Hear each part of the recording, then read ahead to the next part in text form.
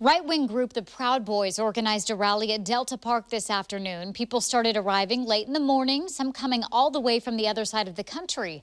Fox 12's CAMILA ORTI was there and reports on what happened.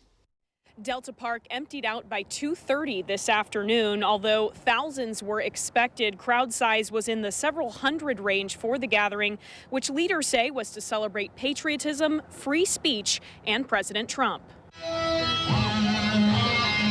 After the national anthem and a group prayer, a crowd of a few hundred people decked out in bulletproof vests, guns, batons, and American flags listened to speakers on stage. Because we're fiery, but we're peaceful. That's National Proud Boys chairman Enrique Tarrio, who flew in from Miami to be at this event, telling the crowd they're here to fight domestic terrorism, calling out Mayor Ted Wheeler and Governor Kate Brown for not putting an end to the protests in the city, but then calling a state of emergency to increase police presence for this weekend. Welcome everybody to the state of emergency! I'm actually really happy that we forced Kate Brown and Ted Wheeler's hand into actually doing their job.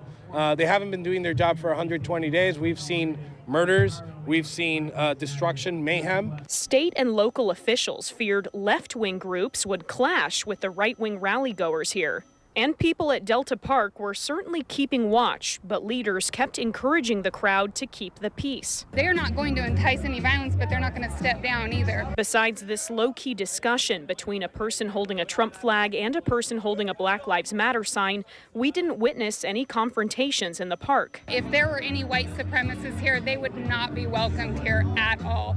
That is not something we represent here. USA! USA! After a reminder for people to go vote, the group started to disperse around 2 o'clock. We did hear about a reported assault that happened during the rally against an independent journalist. The Multnomah County Sheriff's Office said they are looking into that report. We also saw heavy police presence along the park's entrances and exits, and state troopers were constantly monitoring the parking lots. Reporting in North Portland, CAMILA ORTI, Fox 12 Oregon.